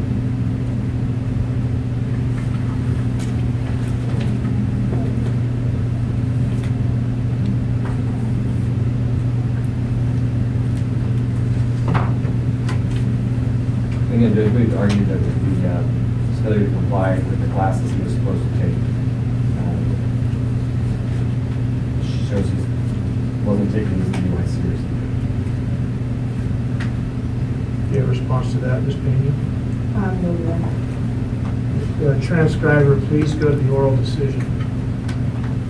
Transcriber, please create a standard caption for the oral decision format, beginning with United States Department of Justice, Executive Office for Immigration Review, Immigration Court, West Valley City, Utah. File number 208721476 in the matter of Walter Ibarra, respondent in removal proceedings. Drop down, charge. Section 237A1, capital B of the Immigration and Nationality Act, parentheses, Act, close parentheses, as amended, in that after admission as a non-immigrant, the respondent remained in the United States for a time longer than permitted in violation of the Act or any other law of the United States. Drop down, applications. Section 240, capital A, parentheses, small b, close parentheses, of the Act, cancellation of removal and adjustment of status for certain non-permanent residents. Section 240, capital B of the Act, voluntary departure. Drop down, on behalf of the respondent, Sylvia Pena Esquire. Transcriber, that's spelled capital S-I-L-V-I-A, capital P-E-N-A. On behalf of Homeland Security, Assistant Chief Counsel Adam Greenway.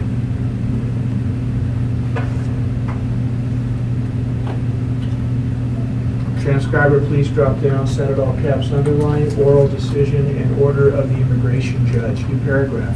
Respondent is a 27-year-old single male native and citizen of Mexico. The Department of Homeland Security issued a notice to appear dated March 6, 2017, alleging that the respondent was admitted to the United States at San Diego, California on or about October 9, 1999 as a B-2 visitor for pleasure with authorization to remain in the United States for a temporary period not to exceed April 10, 2010. Homeland Security alleged that the respondent remained in the United States beyond April 10th, 2010 without authorization from the Immigration and Naturalization Service or its successor, the Department of Homeland Security. The respondent was charged with removability under Section 237A1, capital B of the Act. See Exhibit 1 in the record of proceedings. The paragraph, on April 17th, 2017, the respondent admitted the factual allegations set forth in the notice to appear and conceded the charge of removability. Therefore, the charge was sustained. The respondent declined to designate Mexico as the country of removal, and Mexico was directed. The respondent applied for relief for removal in the forms of cancellation of removal and voluntary departure as the alternative. Transcriber, please drop down, create a new section, heading, continuous physical presence. To qualify for cancellation of removal, the respondent must establish that he has been physically present in the United States for a continuous period of not less than 10 years immediately preceding the date of his application. See Section 240, capital A, parentheses, small b, close parentheses, 1, capital A of the Act. Any period of continuous physical presence shall be deemed to end when the alien is served a copy of the notice to appear under Section 239A of the Act. See Section 240, capital A, parentheses, small d, close parentheses, of the Act. New paragraph. In the instant matter, the respondent was served a copy of the notice to appear March 6, 2017. Therefore, his continuous physical presence must reach back at least to March 6, 2007. The court considered the documents that the respondent submitted to include documents found under Exhibits 5,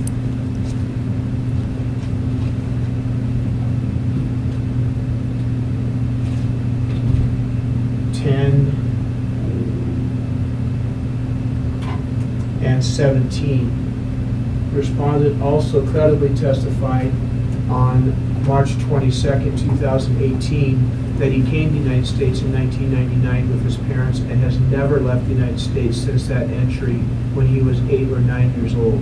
The court finds that the respondent has met his burden of establishing continuous physical presence for the cancellation of removal application.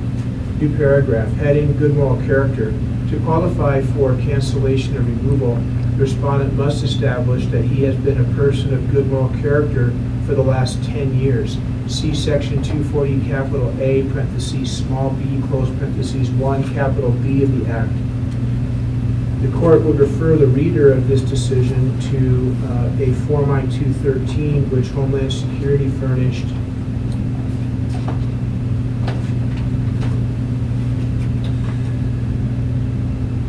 March 21st, 2017. See Exhibit 2 in the record of proceedings.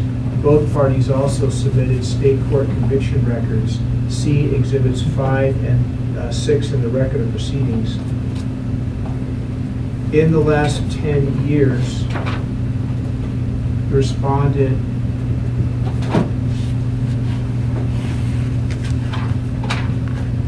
has been convicted of graffiti. In another state court case, he was convicted of unlawful purchase or possession or consumption of alcohol by a minor. More recently, the respondent was charged with driving under the influence on a freeway. The charge was pled down to impaired driving, and the respondent was convicted of that offense June 17, 2015. The respondent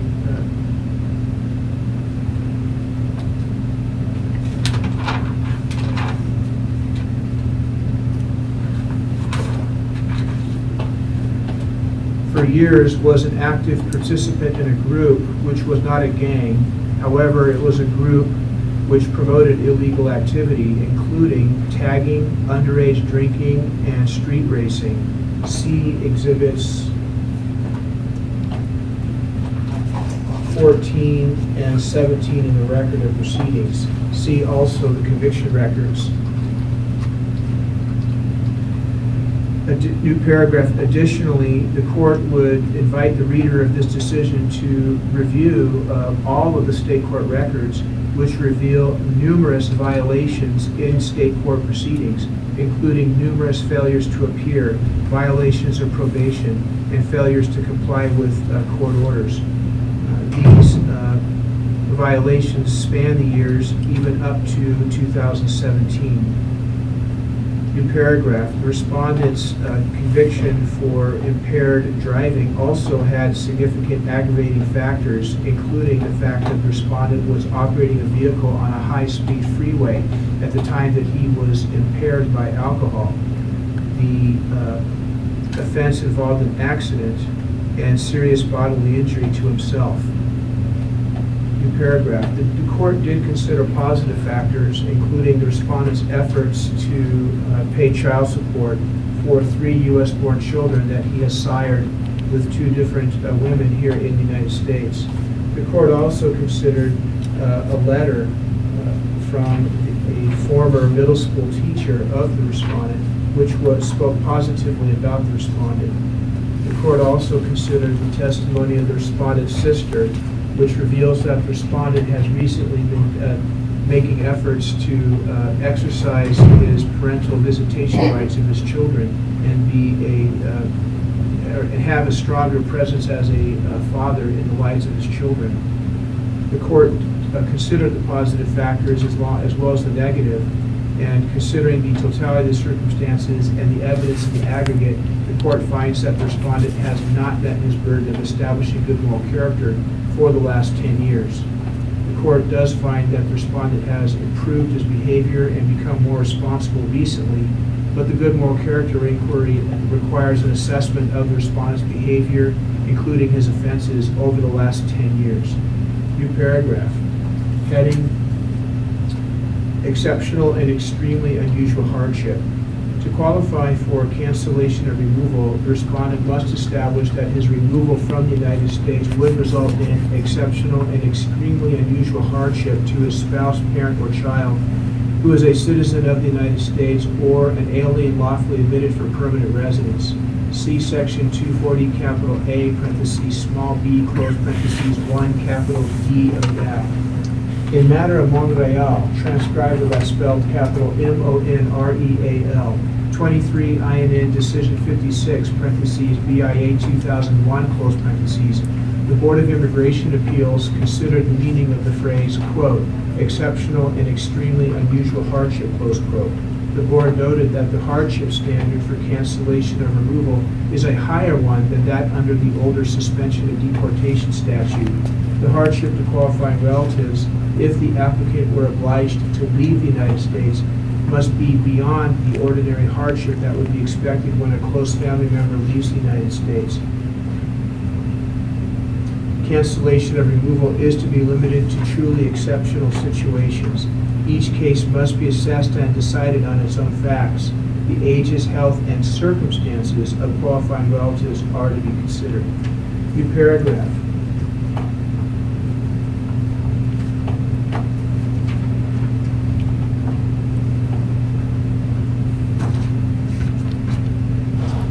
In the instant matter, the respondent has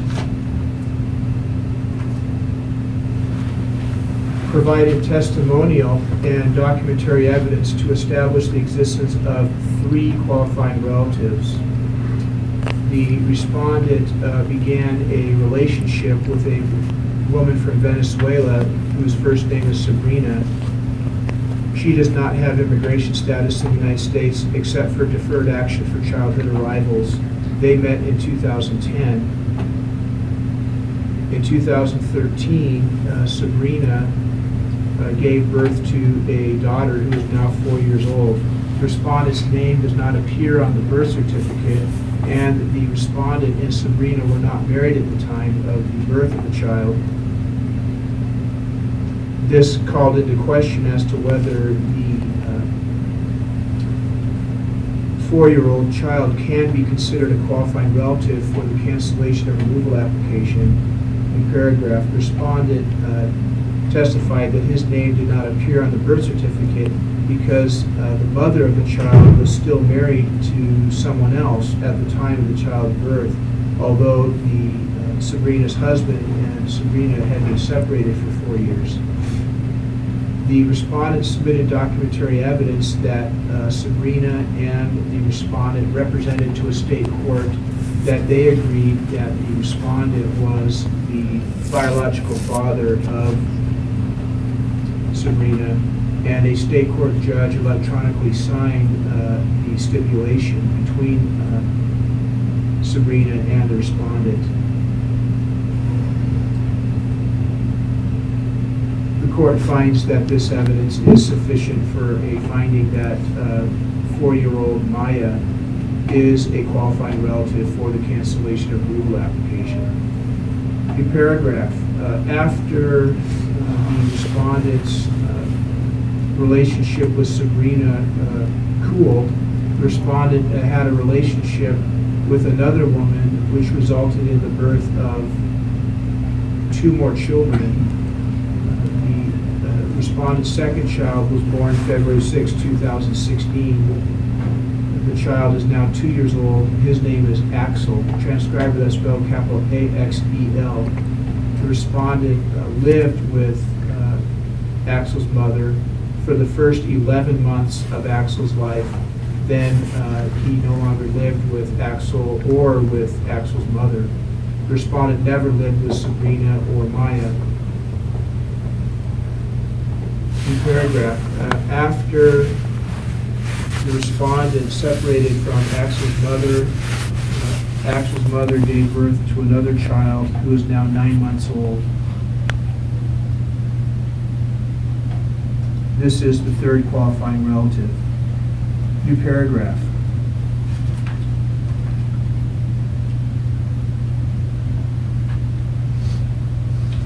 The court received ample evidence to establish that the respondent and the mother of his 2 youngest children have had a stormy relationship. They have been at odds with each other.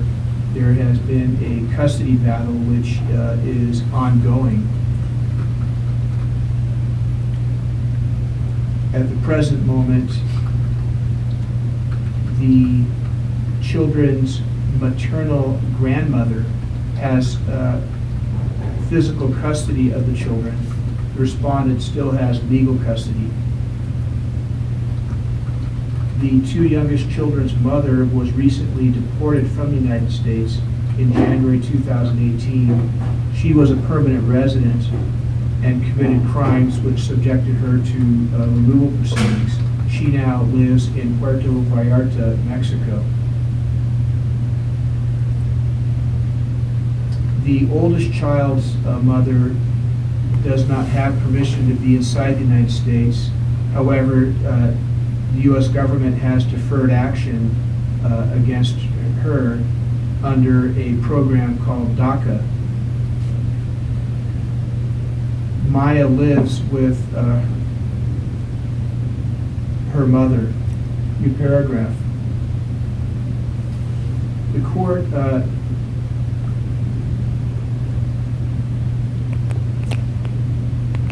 made the findings mentioned in the preceding paragraph based on testimony from the respondent, testimony from the respondent's sister, and the letters and documents that are in the record of proceedings. There was litigation over whether recently submitted packets from both parties should be admitted because they were late filed. See Exhibits 13 and 17 in the record of proceedings. The court considered the arguments of the parties and decided that it was in the best interest of justice to admit both packets because both packets provided more information about the children and their circumstances and the circumstances of their parents. Some of the evidence was favorable for the respondent, to include the respondent's middle school teacher's letter and Maya's letter, or Maya's mother's letter, which was supportive of the respondent. New paragraph. The evidence is convoluted regarding the respondent's relationship with his children. For example, 2-year-old Axel's maternal step-grandfather wrote a letter describing a sad scene when the respondent visits Axel. Axel becomes emotional and makes signals which would show a rejection of the respondent. On the other hand, the respondent's sister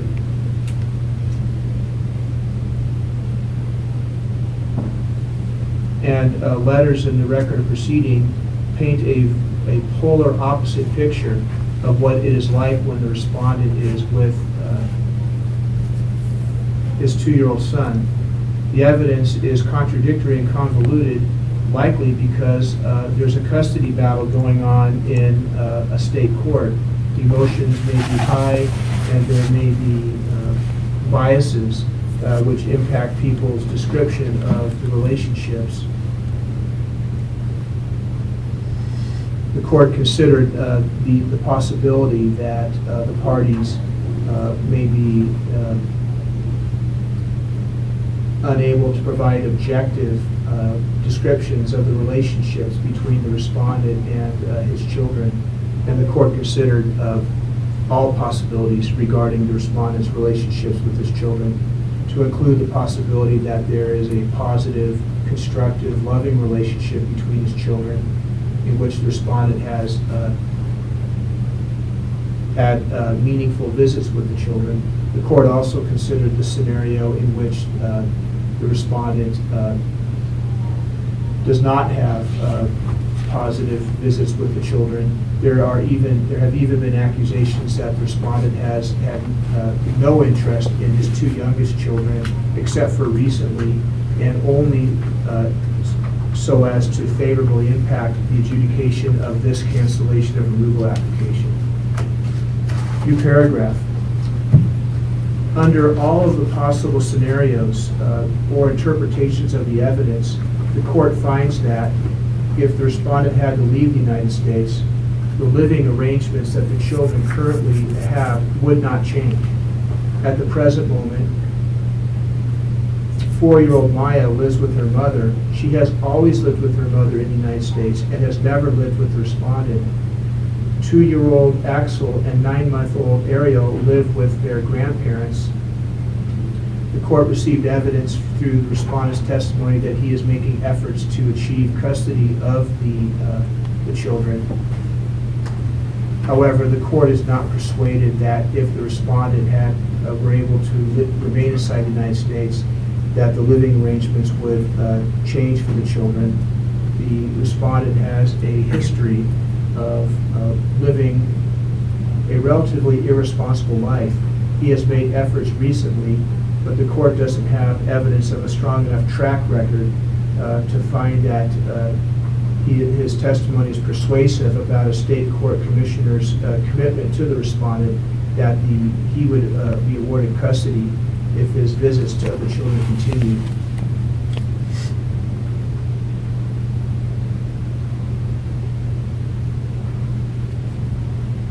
New paragraph. Turning back to the scenario of the respondent's removal from the United States, the court finds that if he were removed from the United States, the respondent's oldest child would likely continue to live with her mother in the United States, and the 2 youngest children would likely continue to live with their grandparents. There would be hardship in that the respondent has made attempts through work to meet his child support obligations. According to the testimony of the respondent, he has not been successful in staying up to date on those commitments and owes the Office of Recovery Services several $1,000s. However, the respondent's efforts to support the children financially would be significantly thwarted if he had to return to Mexico. New paragraph. Whether there would be emotional loss to all 3 children is at issue, The court does find that Maya would certainly suffer emotionally if the respondent had to leave the United States. The court considered Maya's mother's letter in which she described Maya's delight when the respondent visits her. It would be more difficult for, if not impossible, for these visits to continue if the respondent had to relocate to Mexico, and this would certainly add to Maya's hardship. New paragraph. With regard to hardship on Axel and Ariel of an emotional nature, the evidence is contradictory. The court received evidence that Axel becomes agitated when his father visits him. The court also received evidence through the grandfather's letter that the visits were very seldom and that the respondent allegedly had little to no interest in Axel and Ariel until very recently when the respondent was pursuing cancellation of removal. New paragraph. On the other hand, the court received evidence that contradicted that scenario, and the court considered the cancellation of removal application as if Axel did have a positive, meaningful, and close relationship with his father when he visits Axel. At the present moment, visitation must be supervised, and Axel's grandparents must be present when the respondent visits him. If the respondent had to leave the United States, the respondent would likely not be able to visit Axel or Ariel. This would certainly create emotional hardship to them. New paragraph. The court also considered the fact that there was no evidence that any of the three children suffer from any medical or health issues. The children appear to be well cared for by their physical custodians. Taking all of the evidence in the aggregate, the court finds that there would be hardship on the three children if the respondent had to leave the United States. However, to qualify for cancellation of removal, the respondent must prove that his removal from the United States would be, that the hardship, transcriber changed that sentence, replace it with the following. However, to qualify for cancellation of removal, the respondent must establish that his removal from the United States would result in hardship that would be substantially beyond the ordinary hardship that would be expected when a close family member leaves the United States. The court does find that the situation for the three children is unusual in that none of the children have the respondent as a physical custodial parent, and two of the children have their grandparents as a custodial parent. Those two children recently lost their mother to deportation, which also adds to their hardship. Although the situation is unusual for them, the court considered the situation for both parents who have a stormy relationship. They have criminal histories. Neither parent has been able to provide a stable home for at least the two youngest children when both parents were living in the United States. Considering all the evidence, the court finds that the hardship to the three children would not be exceptional and extremely unusual if the respondent had to leave the United States. New paragraph. Heading voluntary departure. To qualify for voluntary departure pursuant to section 240 capital B parentheses small b close parentheses of the Act, the respondent must establish that he has been physically present in the United States for at least 1 year immediately preceding the date that the notice to appear was served. He must have been a person of good moral character for at least 5 years immediately preceding the application. He must not be removable under section 237A2 capital A small I or 237A4 of the Act. He must establish by clear and convincing evidence that he has the means to depart the United States and intends to do so. He is required to post a voluntary departure bond. and must be in possession of a travel document that will assure his lawful reentry into his home country. New paragraph. Discretionary consideration of an application for voluntary departure involves a weighing of factors, including the respondent's prior immigration history, the length of his residence in the United States, and the extent of his family, business, and societal ties in the United States. New paragraph. A significant issue in the conclusion voluntary departure application is whether the respondent has established that he has been a person of good moral character for at least 5 years immediately preceding the application. The application is being made on March 22nd, 2018. Therefore, he must establish good moral character going back to March 22nd, 2015. Transcriber changed that to 2013. During this time period, the respondent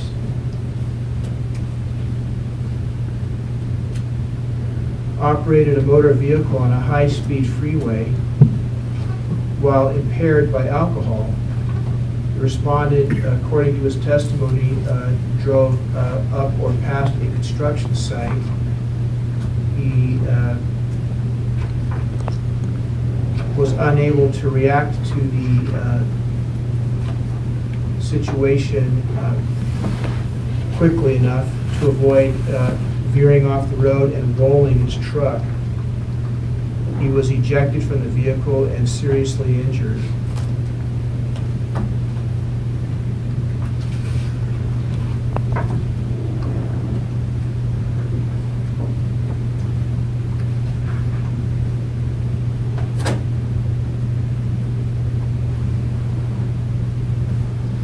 The respondent was charged with driving under the influence. It was pled down to impaired driving. The offense of impaired driving is a dangerous one, which endangers the lives and property of other people. It is a negative factor in assessing good moral character within the last 5 years. In the instant matter, the respondent's offense is aggravated by the fact that he drove while impaired by alcohol on a freeway, which increases the likelihood of more serious injury, not only to the respondent, but the possibility of serious injury to others. The court would refer the reader of this decision to Exhibit 5 beginning at page 58. This document is a conviction record in a Utah State court, which shows that the respondent has not fully rehabilitated from this serious offense or shown genuine remorse through compliance with court requirements. There were serious issues with failure to appear and failure to comply with terms of probation, resulting in the case going from 2014 all the way until last year.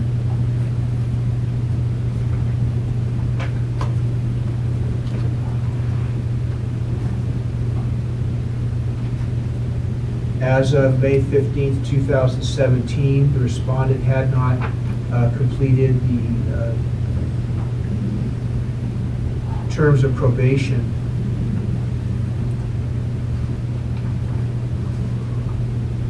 And he was at large for a significant period of time with the state court. Those circumstances further aggravate this negative factor. New paragraph. Considering the offense and the aggravating factors, the court is unable to find that the respondent has met his burden of establishing good moral character for the last 5 years.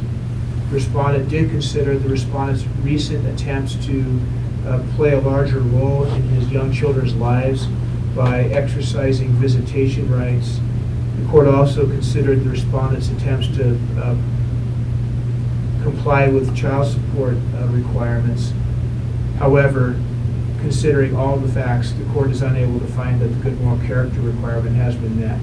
Transcriber, please drop down, centered all caps, underline, heading, orders.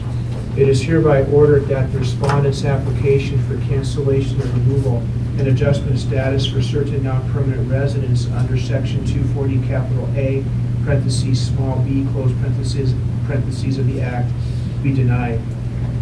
It is hereby ordered that the respondent's application for voluntary transcriber, I want you to please go back. I want to restate that first order.